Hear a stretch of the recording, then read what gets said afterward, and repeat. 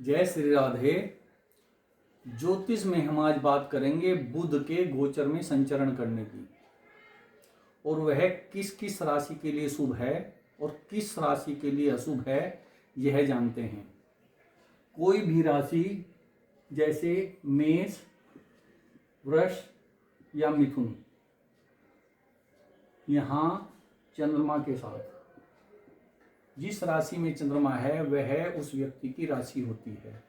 अगर मेष के चंद्रमा है तो एक यहाँ लग्न में राशि रखते हैं और यहाँ से पहला भाव, तीसरा भाव, पांचवा, सातवां, नौवां और 12वें,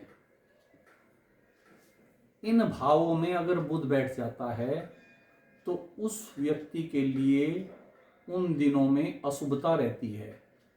और वह क्या अशुभता रहती है? जैसे पहले भाव में अगर बुध चंद्रमा के साथ है तो मानसिक संताप यानी कि मानसिक टेंशन रहेगी। और अगर यहाँ तीसरे भाव में चंद्रमा है तो भाई बंधुओं से मनमुटाव, असहयोग रहेगा। और पांचवें भाव में विद्या, संतान और यश में अशुभता रहेगी, यानी कि संतान की चिंता रहेगी और विद्या में असफलता रहेगी। और सातवें भाव में यहाँ यह दाम्पत्य का भाव है, यानी कि पति को पत्नी से और पत्नी को पति से यह अनबन, विवाद, यह सब अशुभता बुध के कारण रहेगी। और 9वें भाव में अगर बुध है तो यहाँ भाग्य में बाधा, यानी कि कोई भी काम हम करने चलेंगे तो उसमें बाधा आएगी, रुकावट आएगी। और 12वें भाव में खर्च, बिना वजह खर्च हो जाएगा, या अगर हम कहीं पैसा देंगे तो वह पैसा फंस जाएगा। इस तरह से इन भावों में अशुभता देगा बुध। और अगर राशि से दूसरे, चौथे, छठे, 8वें, 10वें और 11वें भाव में बुध है तो यहाँ शुभ हो जाता है। दूसरे भाव में धन प्राप्ति और कुटुंब से मेल जोल अच्छा रहेगा।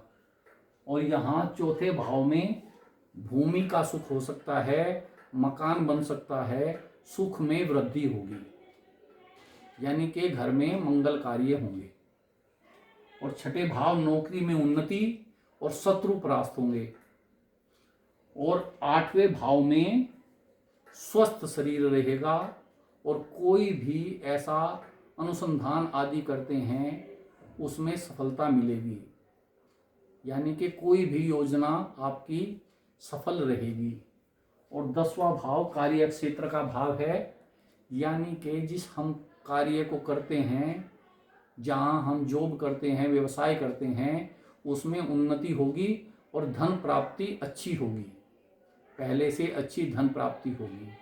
और यह 11वां भाव आय का है और बड़े भाई आदि का है, तो आय बढ़ेगी, धन प्राप्त होगा और बंधुओं से मेल मिलाप और सहयोग होगा। जय श्री राधे।